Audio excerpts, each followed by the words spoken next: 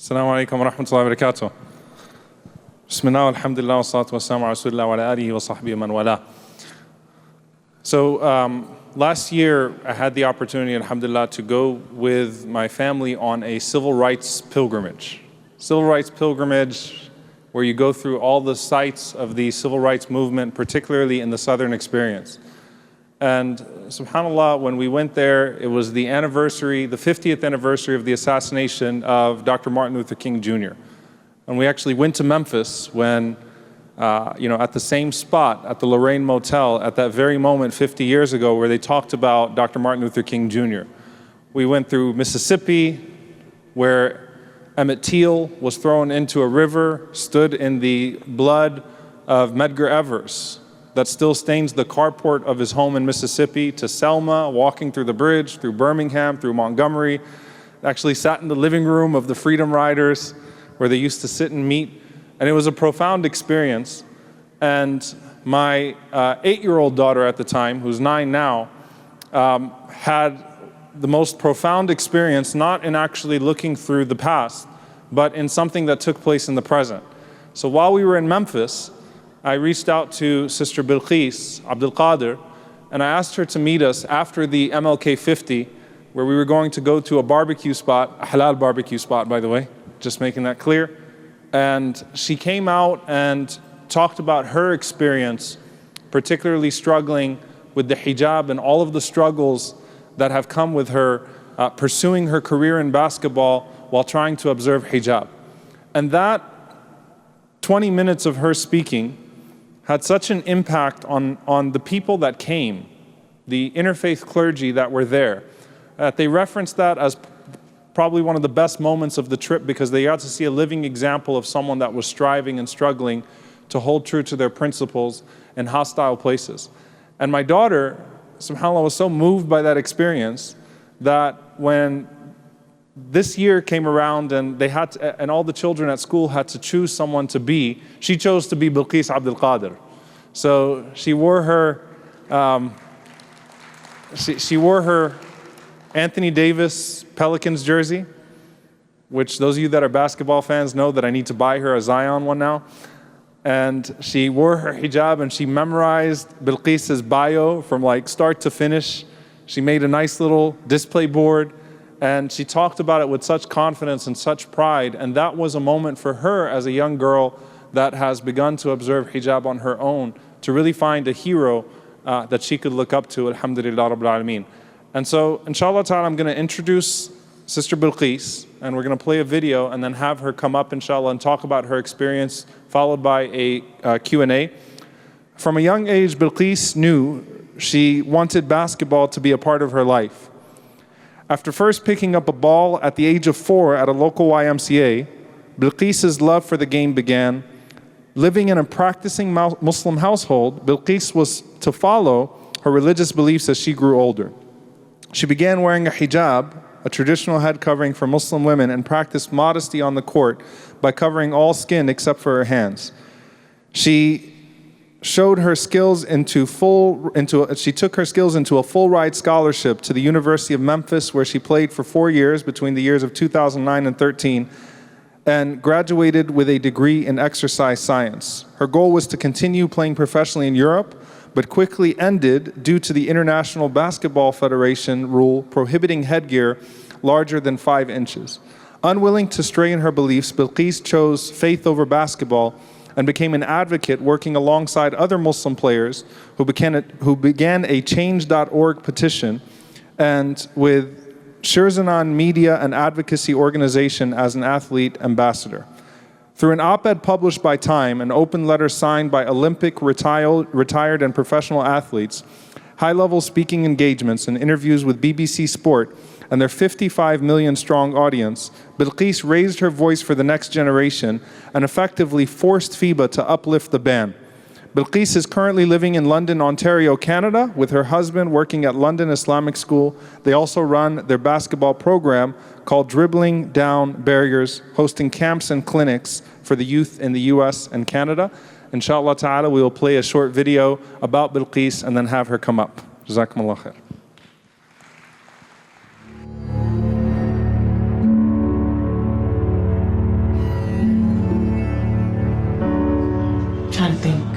how I can word it, because it's really just a feeling that I feel. Everything that I have is just 2 years ago. And in a way, you're still kind of telling the same story. If that opportunity opened up, I would play. But I'm still kind of battling that battle. It was a historic night in Springfield. Senior Bilqis Abdul-Qaadir blew Rebecca Lobo's scoring record out of the water. I mean, anything is possible. Never give up, practice, your dreams come true, basically. I literally graduated, went home, gathered all my bags, and went to the airport. So that's how fast things were going. Where's Bilqis? Right here. Stand up, Bilqis, just so that I want everybody to know. She's got heels on. She's 5'5". She's an athlete on her way to Memphis. Bilqis is an inspiration not simply to Muslim girls, she's an inspiration to all of us. Bilqis Abdul-Qaadir has been invited to the Pro-Am Combines. These events give the top college seniors in the country a chance to be evaluated by foreign coaches. I wasn't ready for what was about to happen, you know, like I was just trying to play.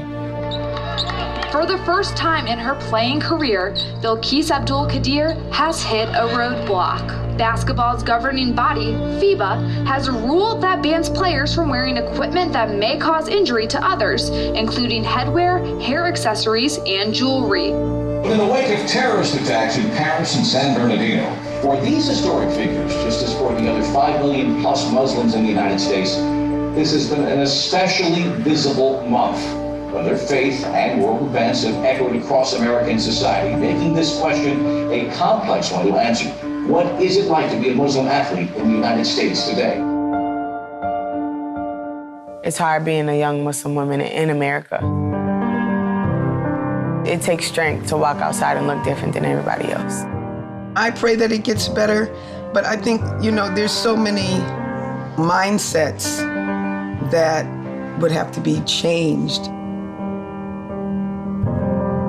People kind of look at you different when they see Muslim women. They have this stereotype that they're quiet, that they're submissive, that they're not supposed to do these certain things. Everybody thinks, yeah, it's just a sport. But when I play basketball, I worry about nothing. It takes me out of real life. I was gonna finish school, I was gonna play basketball, I was gonna do all this stuff, and now it's just like a huge question mark. Right now, I don't know who I am. Am I anybody without basketball, you know? Am I still myself?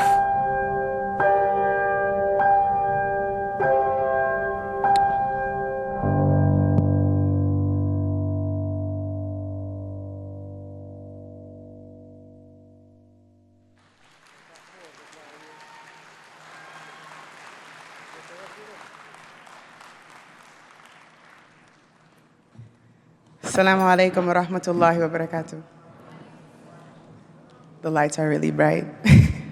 So Bismillah ar-Rahman ar-Rahim. First, I just would like to thank Allah subhanahu wa ta'ala for allowing us all to be here this afternoon in good health and good spirit. I pray that everybody is enjoying the conference so far. And of course, a super special thanks to Sheikh Omar Suleiman. When he messaged me to come to this, I was like, what? Sheikh Omar Suleiman is asking me to come somewhere? Absolutely. So just honored to be here. And the story he told about his daughter actually being me for a school project, I was back there getting goosebumps. So mashallah, that was just beautiful to me. So I was born and raised in Springfield, Massachusetts, an inner city where the majority is the minority. It's also known as the birthplace of basketball. Many people don't know that. So growing up, I was the youngest of 8. My parents are 2 people who converted or reverted to Islam. And they homeschooled myself and the rest of my siblings. So my parents didn't really trust the public school system that we had. We didn't have any Islamic schools nearby. So my mother decided to teach us at home. But one thing about being in Springfield is the opportunity for the minority was not there. And I like to kind of say there was only one way out, And basketball or sport was the only way out for African American youth in the inner city that I lived in. So the rest of my 4 sisters and 3 brothers played basketball, and it was almost innate for me to go ahead and pick up the ball. I remember playing, probably started at 4 years old. My parents bought me, you know, the little plastic hoop that you can kind of raise up and down. I don't know if anybody has that. Anybody has that at home? Okay, nice. We have some hoopers here. So my parents bought me that hoop, and they put it in our dining room. And my older brothers would come in there with me thinking that I was thinking they're gonna help teach me. However, they would get on their knees, and every time I shot a ball, they would smack it across the room. And, you know, in the end, of course I didn't like it then, but in the end, it really helped me gain that confidence and get that strength to be able to play on the court. So at 4 years old, it started off as just something I like to do. As the years go on, I was kind of naturally good at it. I would watch my brothers play. I would try to do all the crossovers and the fadeaway jump shots that they would do, and I just looked up to them so much. And I decided to continue on and play. So back then, and I'm not that old, but back then there weren't a lot of girls' programs. So my parents let me play with boys. I played with boys. Every boys' team that I played on, I was the only girl. Of course, the only Muslim girl as well. But I remember playing against the boys, and the boys used to hate me. They'd be like, don't pass her the ball. Or if I made a shot, my teammates even didn't really like that I got a little shine. I was kind of better than the rest of them, but they respected me. That was one thing they did, they respected me. However, at the age of 12 or 13, of course my parents were like, all right, no more playing with boys. There's girls' teams. So I went ahead and started playing with girls. However, I remember having a very serious conversation with my parents. I was only 12 or 13, and they sat me down and they said, look, Bilqis, we can't afford college, so you're gonna have to find a way to get a scholarship. And they knew that basketball was an avenue towards that. And I'm looking at them and I'm like, okay, they can't afford college. I know that I can get a scholarship if I'm good at it. And at that age, it became a grind. It became my job because I did not want to see my parents financially struggle any more than that they already were. I was the youngest of 8, so there were a lot of them they had to send to college. So at that moment, I remember always having a basketball, dribbling it up and down my sidewalk during my homeschool time, going to the local park, still playing with the boys, watching my brothers. I remember I used to sleep with a basketball because I would lay in my bed and I would practice my form, laying on my back. And it became a part of me. Like, you know, people say ball is life, the hashtag, anybody heard of the hashtag ball is life? That was literally me. I ate it, I breathed it, I slept it. So, alhamdulillah, at around 8th grade, my mom and dad decided to send me to school. So I was homeschooled all the way up until 8th grade. When I went to school, I looked like everybody else. I blended in. I didn't wear hijab at the time. And I ended up joining the varsity team. I made the team, but just a quick disclaimer, my school was a trailer, probably from the end of the stage, maybe to wall, I'm not gonna exaggerate. However, it was a very small school. The basketball program wasn't good, and I ended up making the team. So I became this outstanding basketball player at 8th grade, playing on the varsity team. My first game, I scored 43 points, and it was amazing. I was in the newspaper, and I'm like, this is cool, man. What is going on here? So 8th grade was amazing. The next year, things changed. I was a freshman in high school. I started to wear hijab. So in my household, my mother in particular said, when you reach the age of puberty, it's time for you to wear it. So I didn't have a choice. It wasn't if I'm ready yet. It was as soon as it happened, I was wearing hijab whether I liked it or not. That was her way of doing it. If I lived under her roof, that was it. So I remember going to school the first day as a freshman, and I was like, this is the worst day of my life. My head was down on my desk. I was usually the fun one in class. I made people laugh, things like that, and I was just not myself at all. And I remember where I did feel comfortable was on the basketball court. So the season rolled around, and we're trying to figure out how I was gonna wear my hijab. At the time, there was no Under Armour, no dry fit, no Nike combat gear. It was cotton sweatpants and a long cotton shirt. It was very, very hot. However, I made it through. But I remember my first game stepping out on the court, and people didn't even know who I was. They knew my name, but I did look different. And the first couple of games, of course, I'm ready to play. I'm out on the court, ready to ball out, help my team win. But I remember walking in gyms and people staring at me, people kind of laughing and pointing and kind of nudging the person next to them like, who is that? Look what she has on. There were times when I was taking out the ball on the sideline, and I remember this game like it was yesterday. It was a rowdy game, and I was right in front of the fan section. And one of the kids yells out, "You look like Osama bin Laden's niece." And I'm like, bro, first of all, that's the worst joke in the world, because who knows what his niece looks like, first of all. Second of all, it was terrible. But those are the things that people would say. And I used to use that as fuel to just play even harder, of course. But in retrospect, it was tough. But I remember feeling strong and feeling confident on the court, no matter how I looked. So I used basketball as my crutch, and it helped me get through so many hard times. So fast forward to receiving a full scholarship to a Division I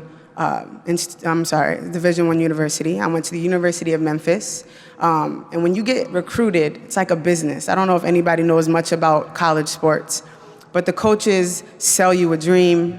They say, we have multi-million-dollar facilities. You're sponsored by Nike. You get what you want. We travel across the world. And we did have all of that, and we did do all of that. However, when you get there, things kind of changed. Unfortunately, my situation was very difficult. It was a tumultuous journey in college. Alhamdulillah, I was the first Muslim woman to wear hijab in Division I, and it was a journey. I'm not gonna go too deep into that. However, I finally reached the goal of getting a Division I scholarship. My parents didn't pay a penny. Actually, the school used to give us money to help us buy food, to buy clothes, and all the essentials. So I came out of college debt-free, and that's what I took from that, alhamdulillah. It was a great experience.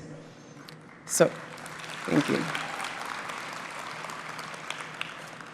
So, I transferred out of University of Memphis due to a few coaching changes and very difficult situation.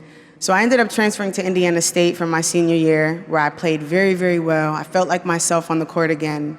And when the season ended, I was like getting ready to try out for either the WNBA or FIBA. And for those who don't know what FIBA is, it's basically the basketball version of FIFA. Really like the NBA in Europe. It's huge, big in the Olympics. I mean, if you look at it now, they're doing the FIBA World Cup, so it's huge.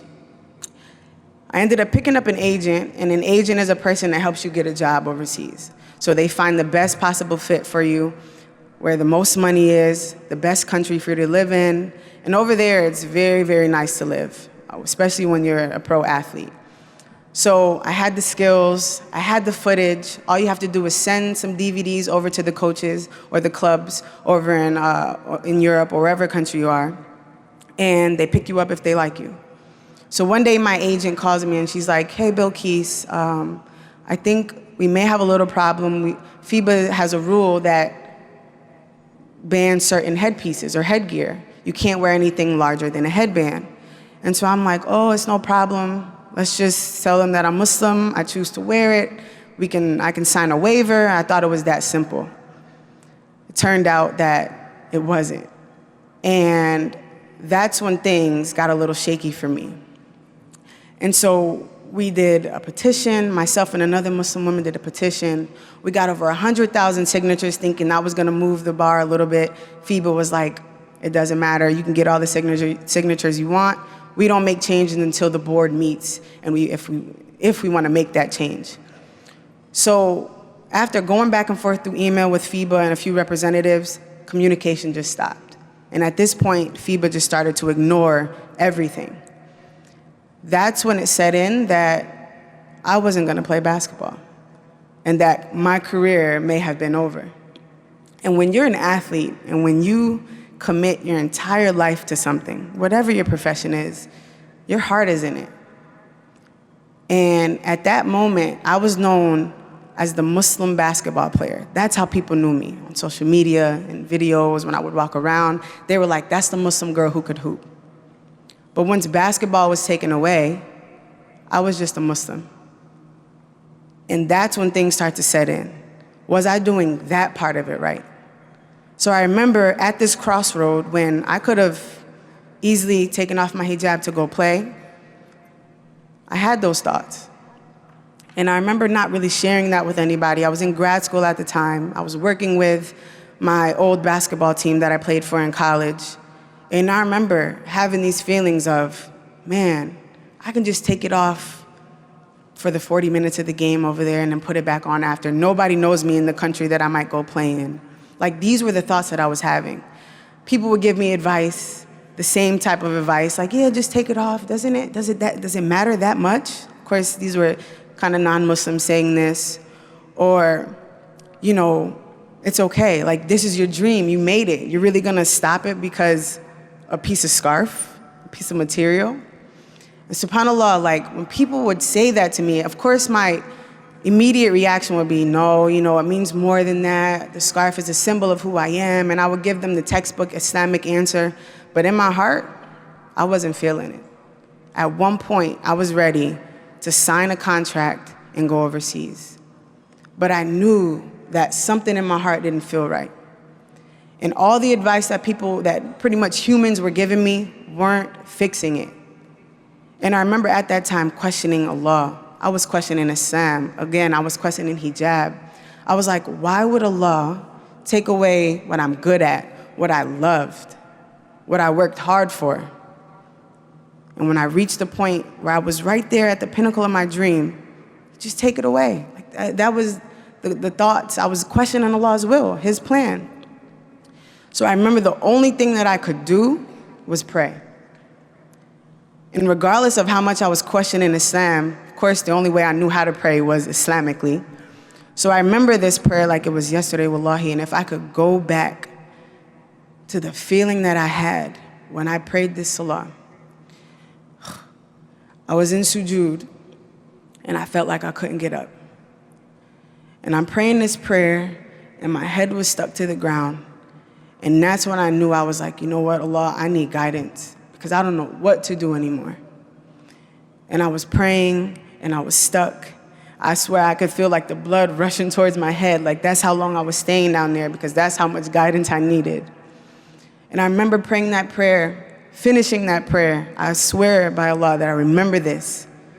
A day later, I was called to speak to youth in Indiana. This is Sunday school.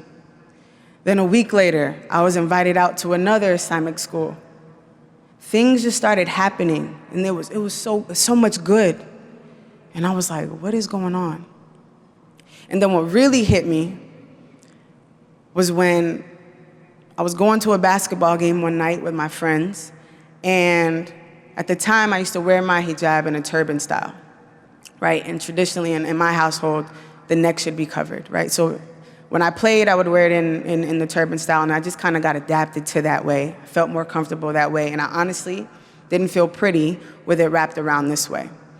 So I remember getting dressed to go out with my teammates to go to this game, and I'm struggling with trying to put my hijab on. So I'm like, it's not going on right. You know how we have those struggle hijab days. And so I'm like, my friends are like, you got 5 minutes, come on, let's go. So I took it and I just draped it around, just how we would normally wear it. So I went into the gym, and every person I walked by was like, Kisi, I like your scarf like that. It looks really pretty. And I'm looking like, bro, it's not even pinned up. Like, no way you don't like it like this. Every person I walked by, wow, Kisi, that looks really nice. You should wear it like that more often.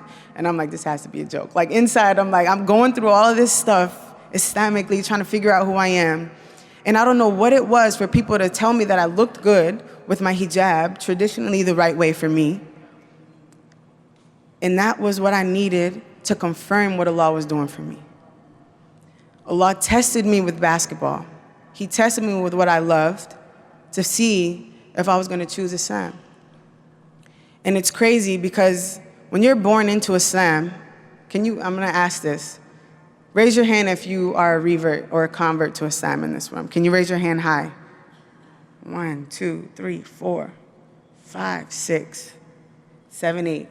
I think maybe 10 My husband is also someone who converted to Islam. And let me tell you the beauty about when you convert or revert to Islam. When you are a revert, you get to fall in love with the religion. You get to choose the religion. You get to choose Allah. You get to choose the Prophet ﷺ to be your leader. When we're born into it, it's like autopilot. It's a blessing. We don't know that it's a blessing, but it's, oh, make your 5 prayers. Oh, fast the month of Ramadan, but why? Oh, you can't have a boyfriend, but why? Oh, you can't do this, but why? And nobody tells us the why, right? But when you convert to Islam, you change your life. And regardless of whether you reverted or were born into it, you're gonna be tested, and one day you're gonna have to choose your Islam. And I pray that each and every one of us has a test that brings us closer to Allah. And if you don't have that test, if you weren't tested and you just love Allah just internally and naturally, subhanAllah, may Allah continue to put that feeling in your heart. But what I do want to say is that prayer saved my life. And I know how hard it is to make your 5 prayers. I know how hard it is. But for the young people in the room, even for the adults, I'm not even going to just put it to the youth. Let me tell you a post I read a long time ago, and I always refer to it, and it's a reminder to myself first. But I was reading a post about Salah, and it said, all 5 Fard prayers take, I'm going to let somebody guess. How long do you think it takes? Just yell a number out. I heard 45 minutes, what? 20, okay, so I think it said something around 48 minutes, all together throughout your day.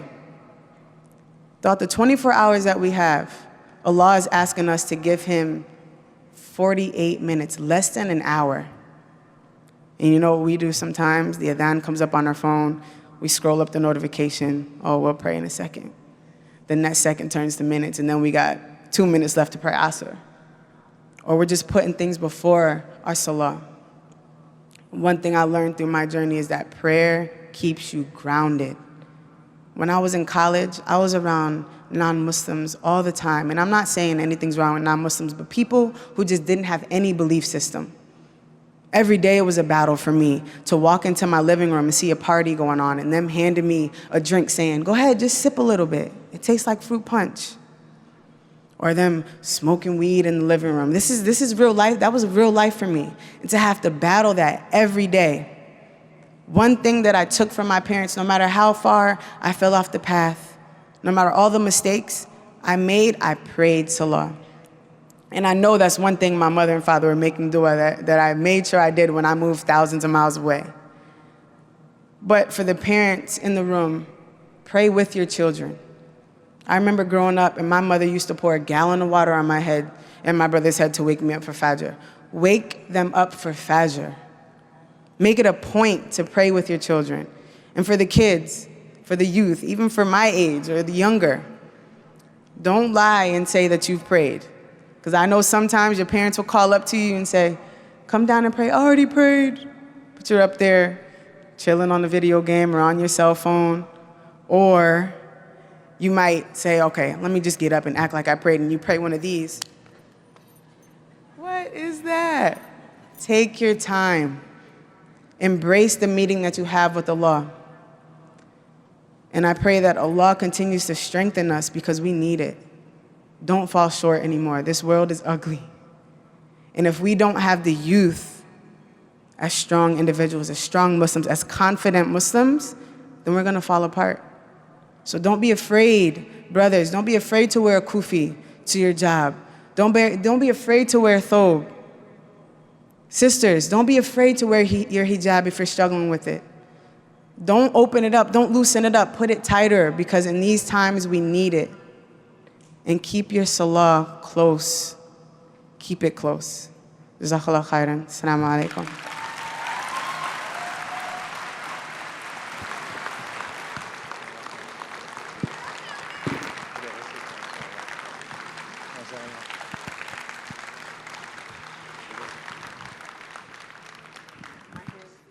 Yeah, you can sit right, inshallah. Turn this, inshallah.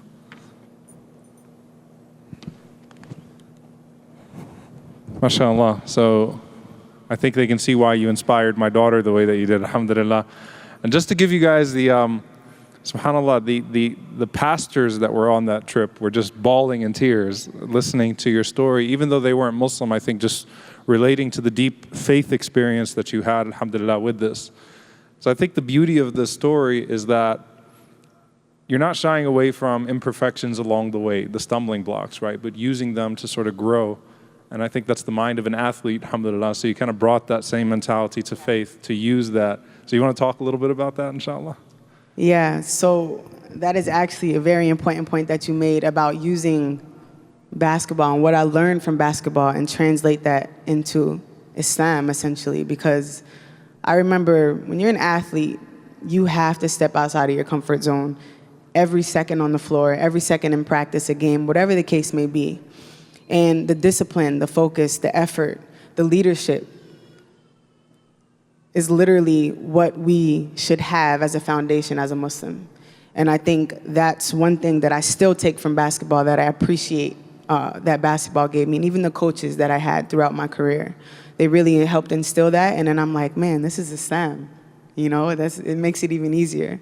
So yeah, definitely basketball was that help for me to lay that foundation.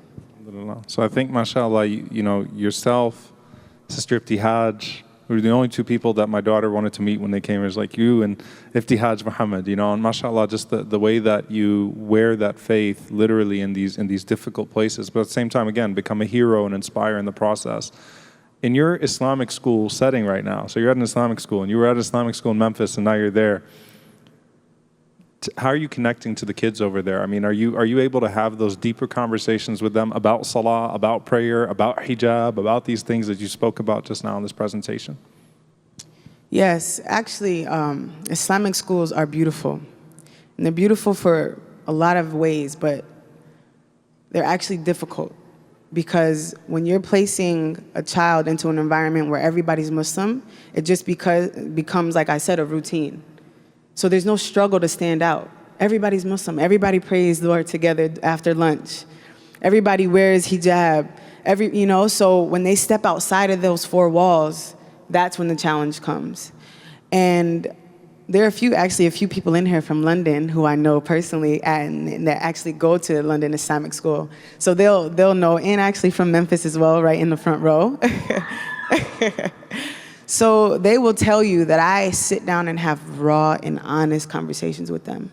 And I give them examples of the things that I went through and struggled with because I want them to know reality and I want them to know what it's like once you leave this Islamic school, that you're going to meet people who you might like to be around, but they don't do the same things that we do.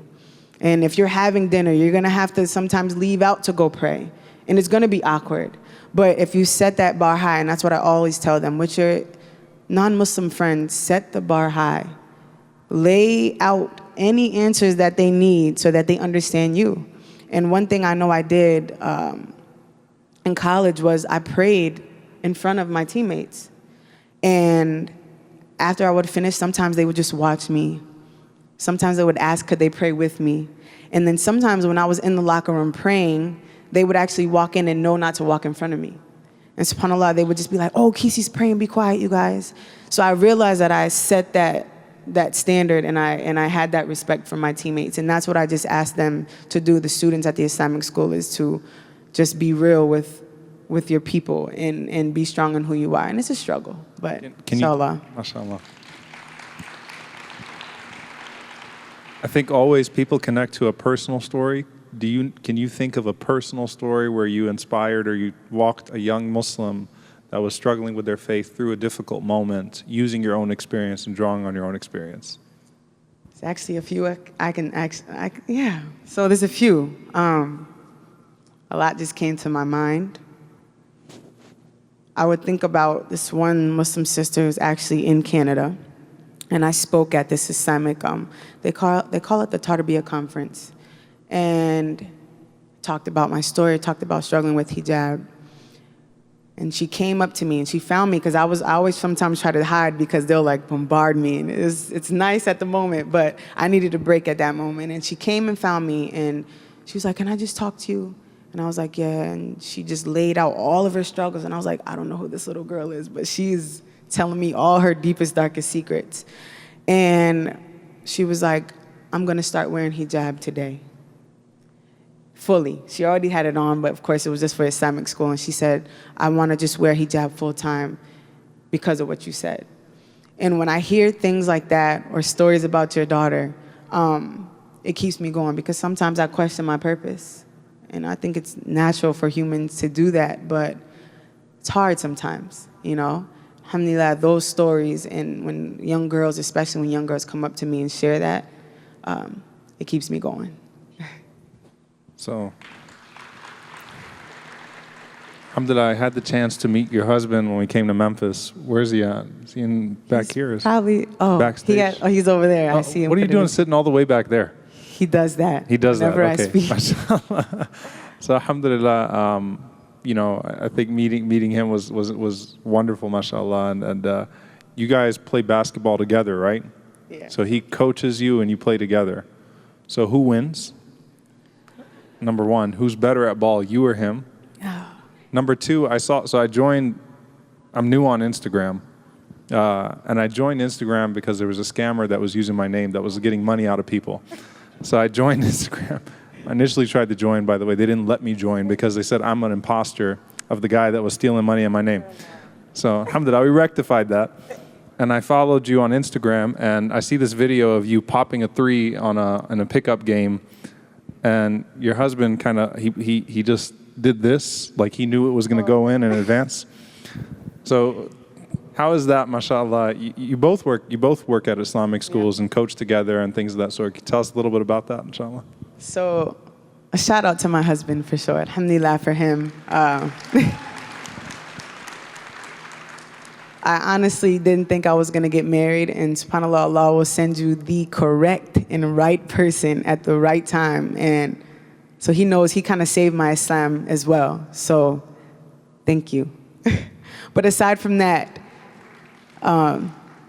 he actually is he won't say this about himself, mashallah, he's very humble, but he actually is a very prominent basketball coach in Memphis, Tennessee, has sent multiple young girls to Division I, Division II, Division III on scholarships, full scholarships to really schools of their choice. And a lot of his athletes were young girls from single parent homes. So mashallah, he's really good, really, really good.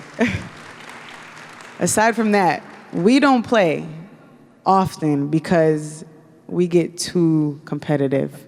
Honestly, like, there are times when I played him, he goes at me, I go at him. I'm not gonna say who wins and who loses because I wanna keep that between us. However, we can't play too much because we'll bring it home, and that's just not good for the marriage at this point. But alhamdulillah, he's my trainer. He takes it too far sometimes, but I'm grateful for him. But to have that connection, that really basketball kind of brought us together, and then just get to know him as who he is as a man, alhamdulillah for him. Yeah. So it's kind of going to be like Rocky and Apollo, that hidden fight, and we'll just have to find out when they make a movie about you later on, inshallah. Exactly, you have to see that. And we'll find out who won the game, the behind the scenes, the one that no one saw. Yep. What's your you know, when you're thinking about now, you know, the growth in particular, what's your trajectory, inshallah ta'ala? Where do you really want to see the full extent, inshallah, of inspiring people towards Islam and to not shy away from their Islam and to use their Islam and to be proud of it? Like, what's your 10-year plan, inshallah ta'ala? Where do you see yourself, inshallah, taking this? Whew, that's a deep one. Honestly, my goal is to have any young Muslim girl, any young Muslim woman in general, be able to walk on any playing field, soccer, basketball, volleyball, and it be normal. And it not be, oh my gosh, she has a scarf on. Oh my gosh, she's Muslim. I want them to be looked at as athletes and let their iman just show through stepping on the court in hijab or fully covered or whatever the case may be. And I wanted to just be normalized in a way, because it's tough sometimes walking in a gym and people not pick you up because they don't think you can play. You know, I still experience that. And the video you're referring to was in Canada, and we just randomly pulled up to a park on our bikes. And the guys are like, I'm in full abaya at this point because we just came out of Juma, and I didn't have time to change, so I kind of put a knot in it. And AW was like, come on, let's play with them. A whole bunch of young teenage boys. And they were kind of looking at me like, yeah, okay, this is not. They thought it was a joke. So I hit the first shot, and they were like, oh my gosh, somebody guard the girl, guard the girl. And so it's funny, but I wanted to just be normal. And inshallah, through the work that we're doing in Canada and in the States, I want to just empower young Muslim girls to just play, not even be great at it. Whatever sport they play, just to be good at it and be confident and know that when you step into these places, you are allowing people to ask you questions about who you are. And that just breaks down a barrier immediately, you know? And that's what I learned. When I would step on courts, people would come up to me after the game once they saw that I could play, and they'd be like, excuse me, can I just ask you why you have that on? And then that just opens the doors to explain Islam in like 5 minutes, you know? So I think that's my goal through the sports programs that we run, through the classes that I teach. And inshallah, you know, Allah will place barakah in it and continue it on. So I would ask you to do the Islam in 5 minutes pitch for us, but maybe we'll get that another time, inshallah, because maybe you can help us at Yaqeen, inshallah, and how to explain it. But non-Muslim friends who saw you through this whole process, right? So there are people that you've known, obviously, your old teammates and friends that saw you grow, go through the difficulty. You know, you mentioned a lot, right? You know, you mentioned, you know, your hijab change. You mentioned your faith struggle. You mentioned all this period of transformation, right? And then getting to the point that you're at now. What's their perception like? I mean, are they the people that have known you for the last 8-10 years that saw you through it? What's their perception like? And is there anything that particularly from those experiences, right, keeps you going? Because sometimes seeing that you really changed someone's perception on Islam in that sense, a friend who saw you through it, gives you some strength and something to draw from. So there's actually 2 people that I thought of immediately. Was my grad school roommate, and she saw me through the ugly.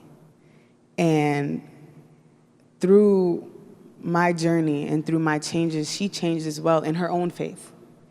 And we still talk now. And she's like, you remember the day when you said you had to pray? And so I went in my room and prayed too. And I was like, yeah, I remember that. And just to have those little instances that are reminders. And now she's still godly. She still, you know, is a believer in her faith. And she's doing what she needs to do. And she always tells me that, you know, thanks for what you went through, because I went through it too, you know, in a way. And then there was one of my teammates, actually. This is when I was still in college, and we were at a Dave & Buster's. And these are the awkward times where I have to leave the group to go pray. So I was like, hey, Jazz, I'm going to go find a room somewhere, like one of the meeting rooms or the party rooms to go pray. And she's like, all right, I'll come with you. And then my other teammate says, I'm going to come with you guys too. So I get there, and I thought they were just going to chill in the back. And this is what I mentioned earlier, they prayed with me. So they both asked, like, do you mind if we just pray, like, with you? And I was like, you want to do the motions too? And they're like, yeah. So I remember it being so awkward because it was Maghrib and I had to pray out loud. And I'm like, they don't even know what I'm saying. This is going to be weird. So I just tried to keep my cool. We made it through Salah. I prayed. And, they sat there with me. And then they didn't say much. At the moment, they didn't say anything at all. 4 years later, one of my teammates messages me. And she goes, randomly, we hadn't talked in a long time. She messaged me and says, hey, Keys, you remember that time I prayed with you? And I was like, yeah, Dave & Buster? She was like, yeah. And she said, no lie, that was the most peace I've ever felt in my life. And I just teared up immediately, and I'm reading the text, and I'm shaking, and I'm like, it is making me feel a little emotional, jittery now. And I was like, subhanAllah, like that right there, to get those types of messages and reminders is amazing. And now she just read Malcolm X. So now she's like texting me and she's like, hey, what Quran should I read? Every other 2 weeks, 3 weeks, she's hitting me up and asking about Islam. So make dua for her because she's on the verge. She's on the verge. SubhanAllah, I think that, you know, when you meet a lot of athletes in particular, athletes and celebrities, right, you see a lot of emptiness and people are looking for something, right? And that, you know, I haven't felt that peace in all those years. People are really looking for something. And I think that you're a testimony to that, mashallah, that while a lot of other people, you know, move on in their careers and things of that sort, what you have is so much more precious. And I think that's the main lesson here is that you didn't really lose, you won, right? You passed the test, alhamdulillah. You actually increased in your iman and your faith as a result of it. And you had a low point, but all of us are going to go through those low points. And the point is how you end, right? And so may Allah keep you firm and keep you steadfast, keep you upon this, inshallah, and allow you to keep inspiring and allow you to be an example, not just for our Muslim youth, but for everyone as to what it means to be fulfilled and have purpose in everything that you're doing in life. Allahumma ameen. So just last question. Who's your team? Who's going to win the finals? Oh, goodness. I'm a Boston fan at heart because that's where I'm from. However, I'm a Steph Curry fan. So if Steph wins, I'm all right. And the reason why I love Steph, and my husband hates when I say this, he's a real, my husband is really extra about players, so he looks deeper than just the person. He's like, oh, he can't cross over left, or all of this. But one thing I respect about Steph Curry is that he doesn't shy away from showing his faith. Whenever he hits a three, he points up to the sky. On his Instagram, he's constantly writing verses from the Bible. And you don't see that, number one, in a lot of African-American men, especially a pro athlete like him. You know, so I respect that about Steph. And aside from his threes from half court, I mean, what else can you say about him? You know, mashallah, he did amazing work for Liat, Yusuf, Razan, our three winners. May Allah have mercy on them when they the martyrs from North Carolina, mashallah, and doing that. Liat for Curry was very special, mashallah, for him. So, or Curry he was an incredible ambassador for that. So I can respect that. But you're excited about Zion, right? Pelicans, Zion. Yeah. No. He's all right. He's all right. We'll see, inshallah. Yeah. Jazakumullah khairan. Thank you for taking the time out to do this, and thank you for being the inspiration that you are. For everybody else, inshallah, Confident Muslim is a platform where we try to showcase people that have really conquered struggles and show that faith not only isn't a hindrance, it can actually be a source of great growth, alhamdulillah. And so this is a program that has been going on, and each and every single time has been deeply inspirational because there is vulnerability. And I think that the main thing, you know, we just came from a Yaqeen session on trauma. We're doing a series on trauma and faith. Is that every one of us is going to go through these different types of struggles, and those struggles are going to be very unique.